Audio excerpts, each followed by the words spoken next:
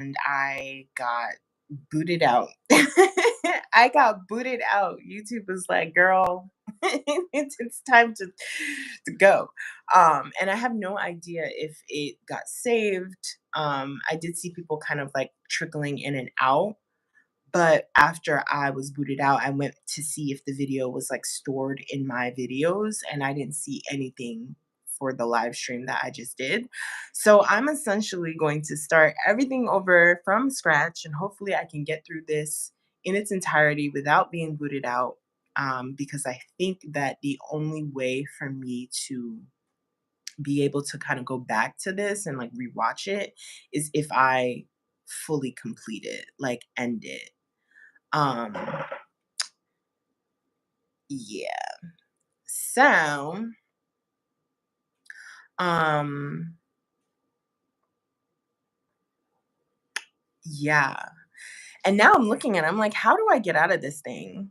I have never live streamed from my phone um for YouTube. I've always live streamed through my computer, and it's always been like this like produce thing where like I have overlays and I have a weight room and I have like, screenshots up. Like it's a super like thought out thing. So this is the first time that I'm just like winging it.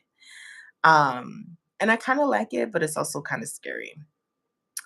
But going back to everything that I said in the original live stream, um, I um am doing a live stream challenge as part of this creative collective that I'm a part of, um called Getting Unshy, and it's basically about just, putting yourself out there and finding your voice when it comes to your branding and finding your community and, finding your community by way of sharing yourself and putting yourself out there despite however shy you may be. So, all that to say, part of that collection is a live stream. There's a live stream challenge that we're having where we have to go live for 21 days. And it is scary. It is scary. But it's also exciting because I feel like I know I have been MIA from like YouTube, and I think that this is a good way for me to just kind of warm up and get comfortable with um talking to the camera and just being live and talking to people. So anyway, for today, I'm talking about how I started sewing. And I basically started sewing because I was broke. Because my mom and my family, like, well, I'll say my mom because I grew up with my mom. My mom didn't have the money to provide me with the trends that I wanted to wear when I was like in school. A lot of the times when I'd ask her to buy me like trending things, she was just like, I don't have the money for it. And it was true. And being the person that I am, if I really want something, I'm going to try to find a way to make it happen. So my mindset was like, all right, my mom can't buy me these things that I want. I don't have a job. Like, I'm not old enough to work. So the only other way to be trendy is to just make the stuff myself. So my creative journey didn't start with sewing. My creative journey started with like just kind of like repurposing things. So, for example, when you have a curtain and there's like the curtain holder, I would take that curtain holder and wrap it around my neck, and it would be a choker. And I would maybe add like some like rhinestones, like some sticker, like stick on rhinestones or something, and it was a choker. Um, or I would take like, let's say like something like a gift had like a bow on it, I would take that and I would also make that a choker. So my creative journey didn't start with sewing. It started with just kind of using things that I had around the house and making them stylish. And for example, I would always like take bleach. I would always bleach my jeans. So I remember I would like draw stars on my jeans and then I would paint the stars with bleach. Um, or I would sometimes just bleach like half because when I was growing up, one of the styles that we had was like half bleached, half not pants, jeans. So it'd be like dark denim at the top and then it would go down to like white, like a ombre type of style. And I would, recreate that. Then fast forward into how I actually started sewing is I hold on, I'm parched. I need water.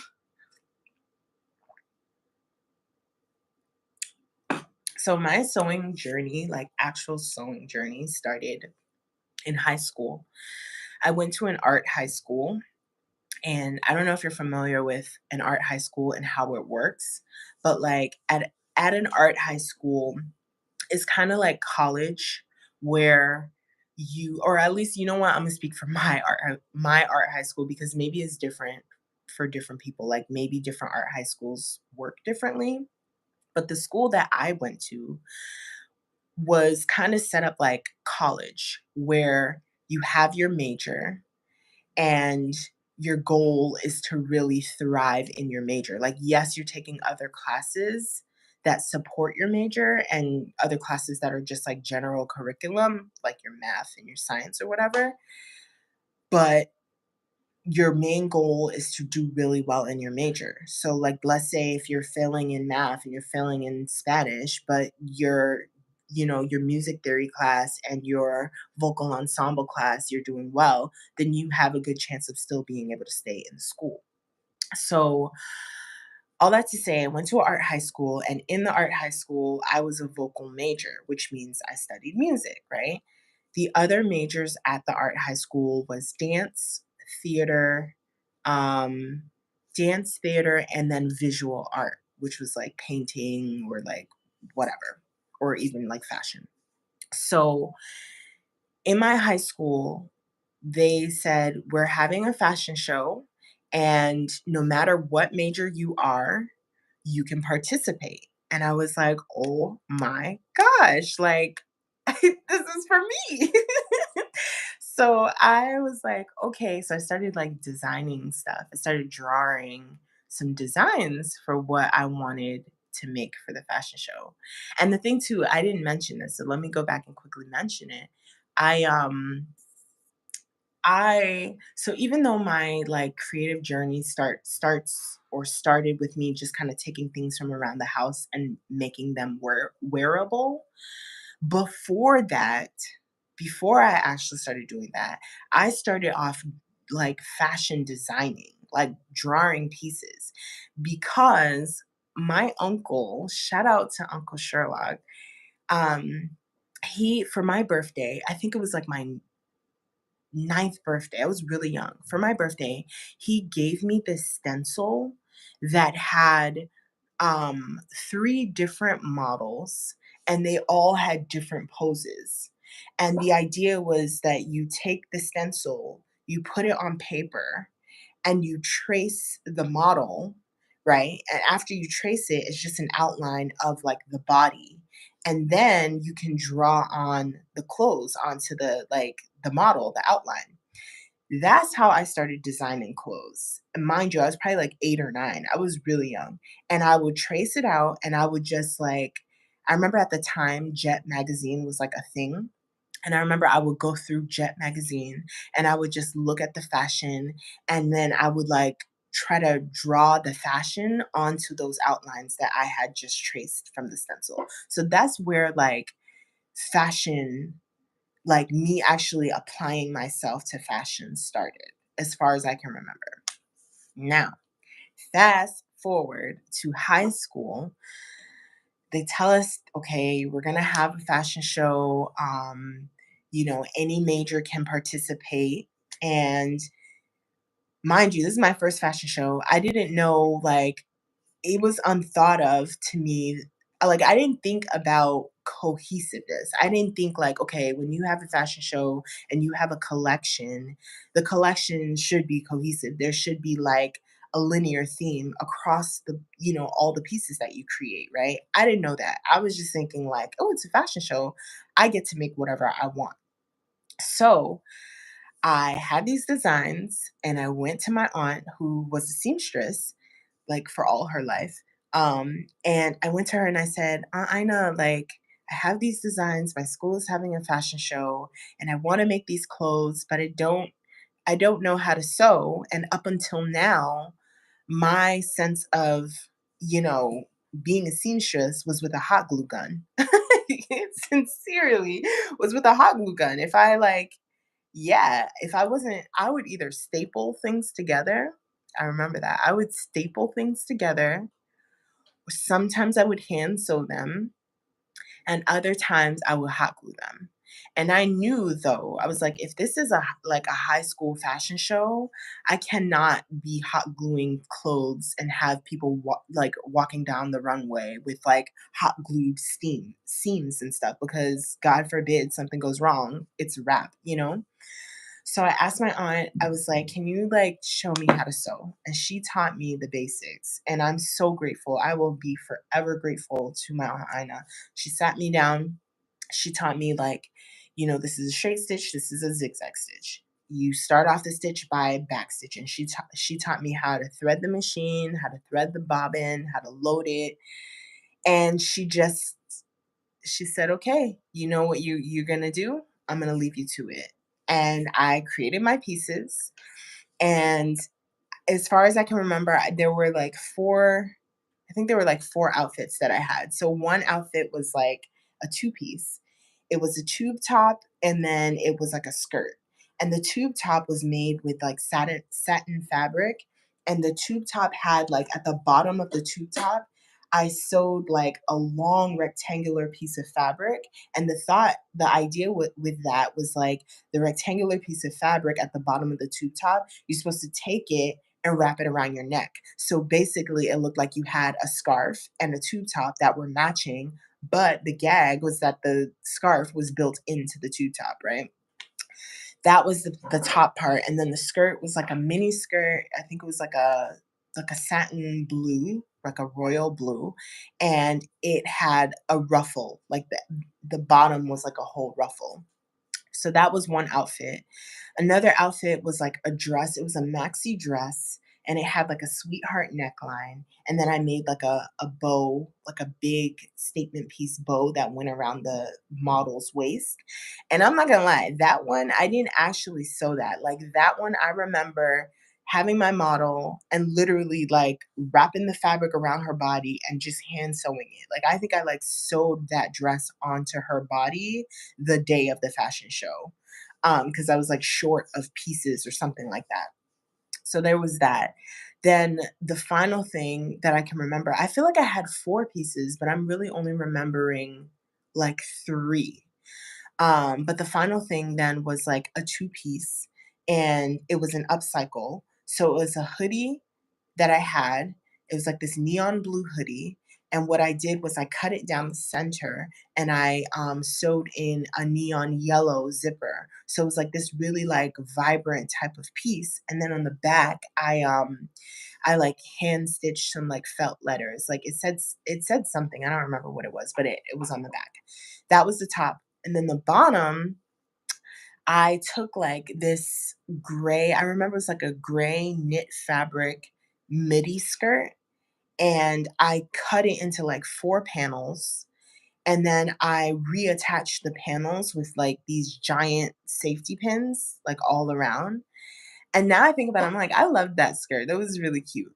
Um, and when I think about it, I'm like, wow, like I really was expressing myself and I was really showing how diverse I was. Like, I subconsciously didn't realize I was doing that, but now I think about it, I'm like, I was really saying, "Hey, y'all, I am not just one thing when it comes to fashion. I am multifaceted, right? Like, I am, classy and, you know, sophisticated, but I'm also like punk and street and comfortable, you know?" So I just find that very interesting that I was tapping into that at such an early age. Um, but either way, yes, I did the fashion show and I think it was a competition and I did not win that fashion show. I did not win, but I didn't care. Like I just wanted to be a part of it. And it was my first time actually being able to use a sewing machine, and actually being able to like bring my designs to life, like from scratch to finish. So yeah, that was how I got started sewing. I did not have money and I just used the things around me to create wearable fashion. And then from there, I transitioned into learning how to sew, like the basics of sewing from my great aunt. And I applied that. Um, and then what else? What else can I tell you about it? So I told you the origin. I can also tell you the challenges I faced and the lessons I learned. Um, I would say, the challenges I faced and the lessons I learned, this isn't necessarily like the very first time that I started sewing. Like, the very first time I started sewing, the challenge I faced was this, or the lesson I learned. Like, these are lessons and challenges I faced over time that have allowed me to level up my sewing skills, right? And mind you, I'm still growing. Like, to this day, I'm always giving a disclaimer. Oh, I didn't go to school. I'm self-taught. I'm self-taught, to this day. But anyways, along my sewing journey, some challenges that I faced was the common challenge of the bobbin, right? And like jumbled up thread. I remember I would like sometimes get the thread would look fine on the top and then you flip the fabric over and then there's like a whole like pickle jar of um thread just like not right. And I learned over time that when the bottom thread is jumbled like that is because your bobbin is like either you need to rewind your bobbin or you need to fix the tension or you need to change your needle sometimes because sometimes if the needle has like something that's causing it to snag, like to pull on the bobbin thread, it can cause like a jam like that, right? So that was one of the challenges that I would face often was just like my bobbin thread not cooperating. Um, and then another challenge, or I would say a lesson that I learned when sewing, oh my gosh, was when you're cutting fabric, make sure that you are only cutting through like the one layer that you need. I remember my ex-boyfriend's mom had asked me to make a pillowcase for her, and she wanted me to make a pillowcase from fabric that she already had. And this fabric was like a one-off type of fabric, not fabric that you could go to the store and buy again. And I was cutting out the fabric thinking that I was cutting through one layer, but I didn't realize that the fabric had kind of tucked under. So instead of cutting through that top layer, I was actually cutting through the top layer and like the bottom of the fabric, if that makes sense. And all that to say, what ended up happening was like I double cut the fabric. So that was, and I was so sad and I was so like, oh my gosh, devastated because I was just like, if this was a project for myself, I would get over it. But because I'm making this for someone else and I'm making it with a fabric that is like, I can't just go to the store and get this fabric again, I felt so bad.